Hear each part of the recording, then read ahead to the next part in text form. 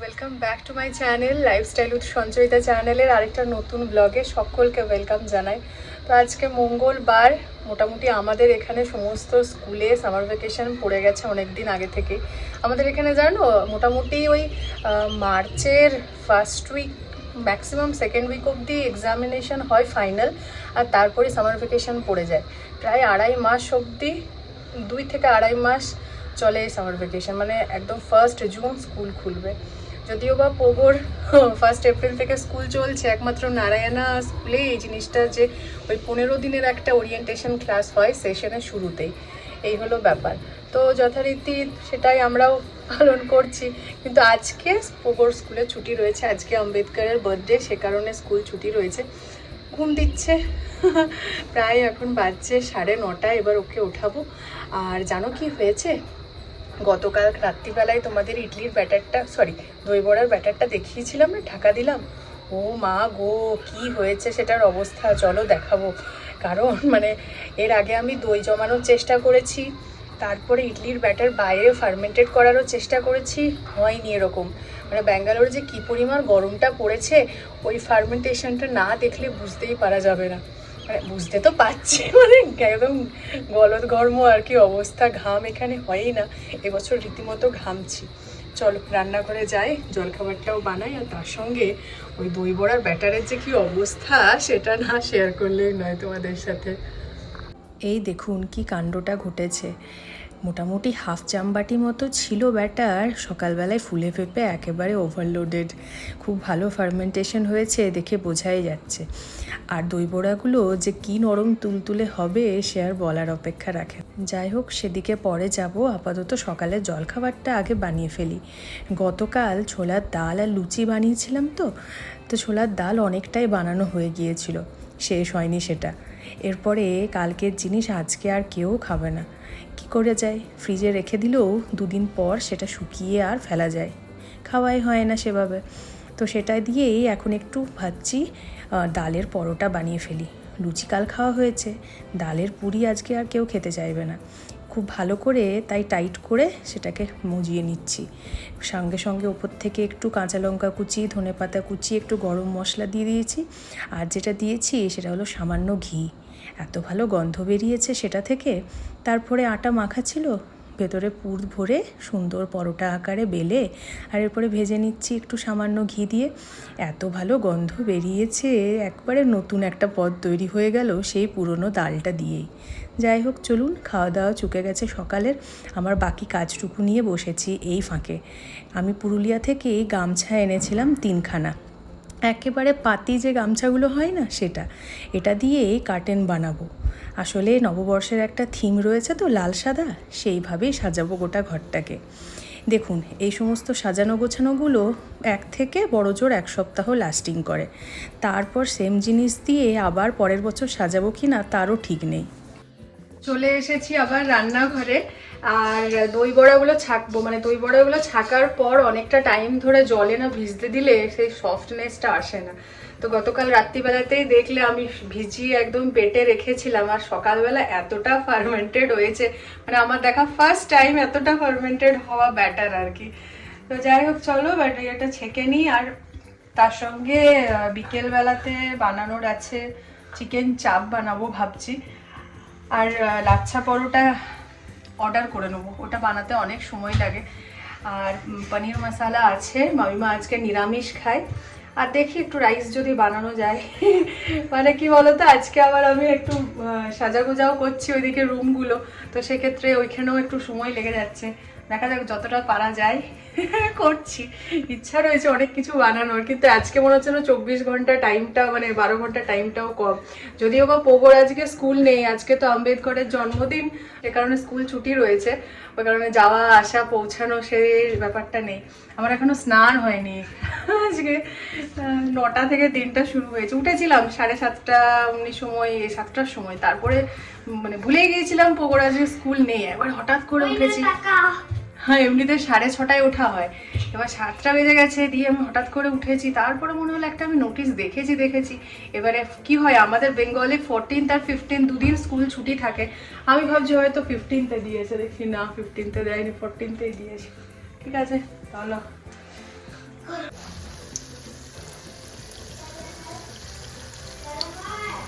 দাদাভাই বাথরুমে ঢুকেছে।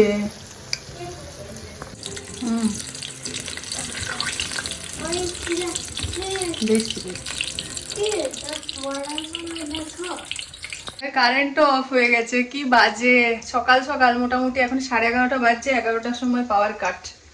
এবারে কখন আসবে তার কোনো ঠিক নেই। এই সময়টাই হলে দেখা যায় কখন আসে। বড়া ভাজা রীতিমতো স্টার্ট উইদাউট চিমনি, গোটা ঘর সরষের তেলের গন্ধে এরপরে একাকার। চলো, জেপ্টো থেকে চিকেনগুলো অর্ডার করে নিলাম। 5 মিনিটের মধ্যে দিয়েও চলে গেল। এই গরমের দিনে ভীষণ স্বস্তির ব্যাপার এগুলো। তবে এখন পুরোটাই বরফে জমে রয়েছে, তাই বাইরেই রেখে দিচ্ছি কিছুক্ষণ ডিফ্রস্ট হওয়ার জন্য। তবে এতটাই গরম রয়েছে, মোটামুটি 1 ঘন্টার মধ্যে এটা বরফ গলে জল হয়ে যাবে। আজকে আমাদের লাঞ্চে রয়েছে খুস্কা, মানে চিকেন ছাড়াই বিরিয়ানি, আর তার সঙ্গে রয়েছে ডিম সেদ্ধ আর স্যালাড। রাতে যে পরিমাণে চিকেন খাওয়া হবে, আর তার জন্যে দুপুরবেলায় আর আনাইনি চিকেন বিরিয়ানি। আর দুপুরবেলা রান্না করাও হয়নি, অন্যদিকে কাজে ব্যস্ত আজকে। আমার আঙুলখানাতেও লেগেছে আবার, 2 হাতে 2টো আঙুলে এখন বেজায় অবস্থা। যাই হোক, চলুন খাওয়া দাওয়া কমপ্লিট করে আবার চলে এসেছি যখন রান্নাঘরে, দেখছি বেশ ভালো রকমই বরফটা গলে গেছে। 2টো লিভারের প্যাকেট আছে আর 2টো চিকেনের প্যাকেট। লিভারটা তো সঙ্গে সঙ্গে রান্না হয়ে যাবে, কিন্তু এই চিকেনটাকে চাপ বানাবো যেহেতু, ম্যারিনেট করতে হবে বেশ ভালো সময় ধরে। বিরক্তিকর সিচুয়েশন। 10 মিনিটের জন্য কারেন্ট দিয়েছিল, আসছেই না, কি করব করে শুয়ে পড়েছিলাম। যাই হোক, 4:30 পৌনে 5টা সময় এলো। ও বাবা, 10 মিনিট থাকতে না থাকতে আবার চলে গেল। প্রবলেমটা হচ্ছে আমার চিকেন চাপটাকে নিয়ে। চিকেন চাপটাতে তো পেস্ট অনেক কিছু দরকার হয়, সেটা কি করে হবে। আচ্ছা, আপাতত এই চিকেন লিভার কারি যেটা বানানোর আছে, মানে ওই মেটে চচ্চড়ি, সেটা শুরু করি বানানো। সেটাতে তো আর লাগছে না, পেস্ট কিছু লাগছে না। চলো, আজকের দিনে এরকম হতে হলো, মানে আমার কি বিরক্তি লাগছে, কোনো কাজ হচ্ছে না মনে হচ্ছে যেন। এত কিছু ডেকোরেশনের কিছু ভেবে রেখেছিলাম, কারেন্ট না এলে কি করে হবে বলো। অন্ধকারের মধ্যে কিছু সাজানো গোজানোও করতে পারছি না। ভেবেছিলাম নাহলে আজকে করব, থাকবে। কালকে 1লা বৈশাখ, চৈত্র সংক্রান্তিও রইলো, 1লা বৈশাখও রইলো, একটা পুরো সপ্তাহ রাখবো আজ থেকে।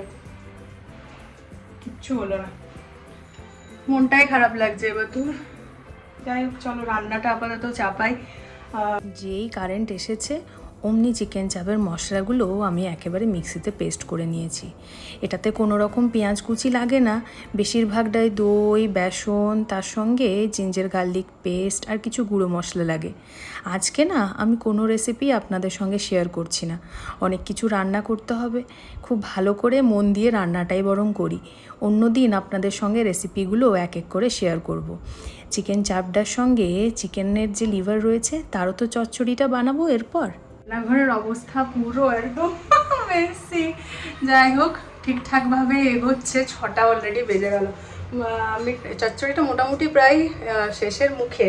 ততক্ষণে আমি এটা করে নিচ্ছি, দই বড়াটা সাজিয়ে নিই। দই বড়াটা দইয়ে যতক্ষণ ভিজবে ভালো হয়। তো জলে ভিজে গেছে, সফট হয়ে গেছে। যে জিনিসটা আগের বারে আমার ভুল হয়েছিল, সেদিক থেকে এবারে নিশ্চিত, কারণ এবারে অনেকটা সময় ধরে ফ্যাটানো হয়েছে, ওভারনাইট সেটা ছিল। তো সে কারণে ফার্মেন্টেড খুব ভালো হয়েছে। তো দই বড়া তো ভালো হচ্ছে। চলো এবার একটু ভিজিয়ে নিই, দই রেডি করে নিই গোটাটা।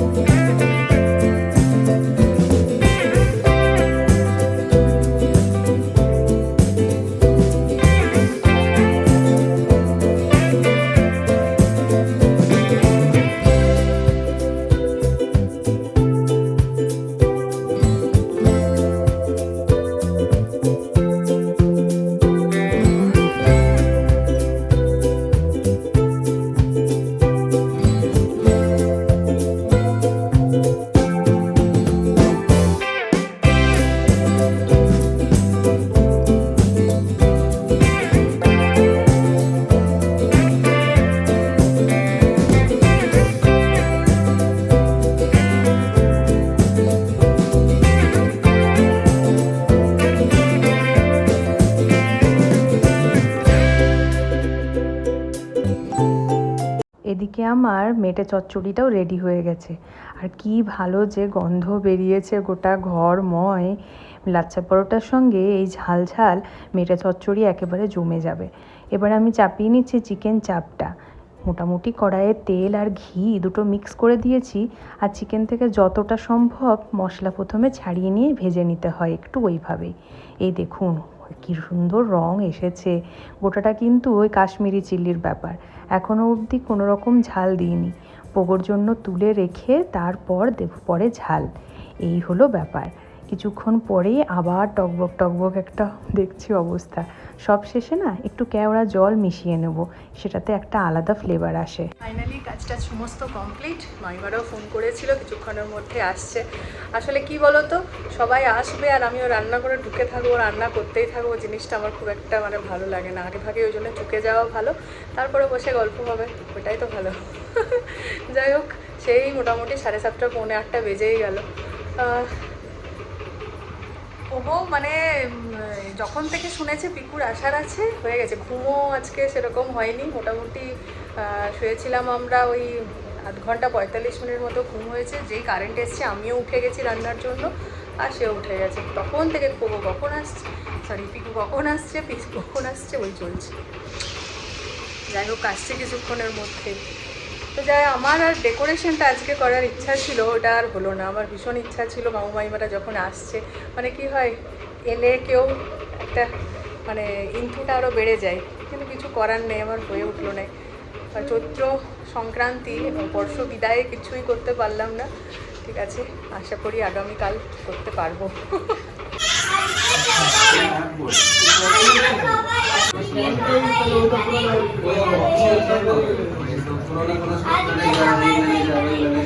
হ্যাঁ তো থেকে যাবে তো ভেসে যাবে।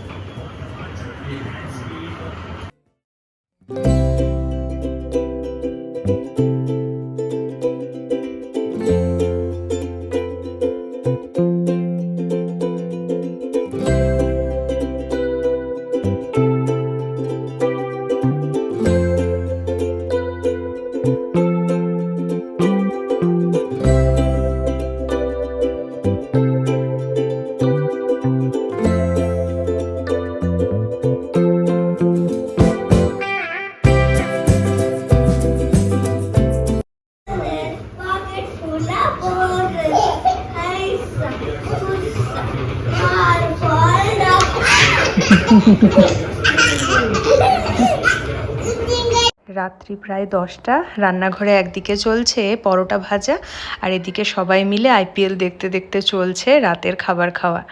মোটামুটি খাওয়া দাওয়ার পর্ব শেষ, বাড়ি ফিরছে এরপরে সবাই। মামিমাদের আবার কালকে রাত্রিবেলায় রয়েছে ট্রেন। যাওয়ার সময়টা সত্যিই খারাপ লাগে, মামিমারা চলে যাচ্ছে তো। আসলে ঘরের মানুষগুলোকে অনেক দিন পর দেখলে ভীষণভাবে ভালো লাগে। আবার যখন যাব পুরুলিয়া, তখন যদি সম্ভব হয় মামাবাড়ি যেয়ে আবার সকলের সঙ্গে দেখা হবে। যাই হোক, চলুন আজকের ভ্লগটা শেষ করছি এখানেই। রাত পোহালেই নতুন বছরের শুরু। কাল একটা নতুন ভ্লগ নিয়ে আসছি আপনাদের সকলের সামনে। আজকের ভ্লগটা যদি ভালো লেগে থাকে অবশ্যই একটা লাইক করে দেবেন। চ্যানেলে যারা নতুন দেখছেন তারা সাবস্ক্রাইব করে নেবেন। দেখা হবে পরে আবার একটা নতুন ভ্লগ নিয়ে। থ্যাঙ্কস ফর ওয়াচিং বন্ধুরা।